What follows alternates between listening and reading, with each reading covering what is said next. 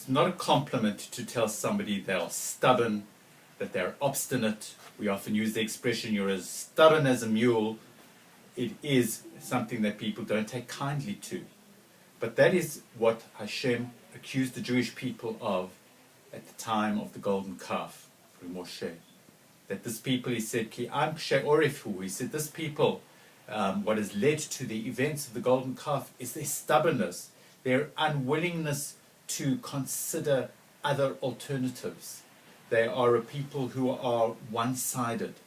They cannot move their neck in other ways because am kshe'orefu. They are a people with a stiff neck.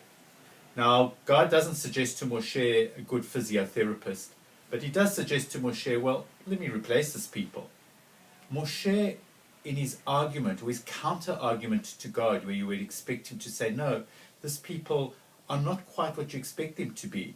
You know, they are more open to you, God, because an inflexible person or a stubborn and obstinate person, we expect them not to be able to change and to see alternatives. And you would expect Moshe to present that argument to God in defense of the Jewish people. But what does he say? So let's have a look.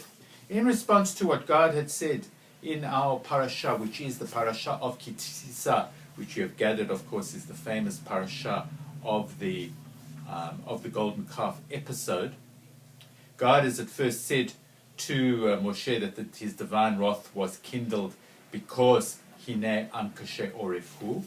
And then Moshe, when he answers God, he said, well, God, I would like you to reconsider your attitude and towards this people. Consider your harshness towards the people.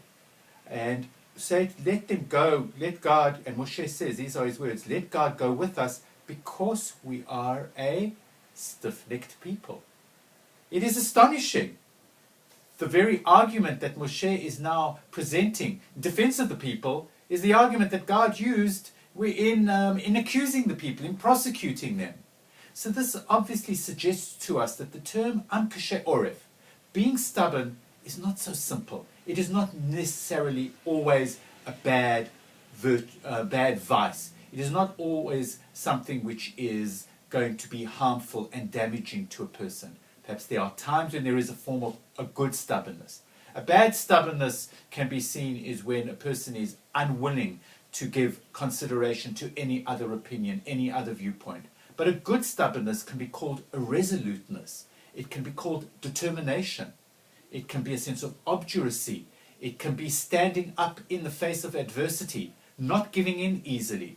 And it's perhaps that element which Moshe was suggesting to God. He said, yes, it can be something to their detriment, and it can lead to them being disrespectful towards you and not recognizing the potential to grow as human beings.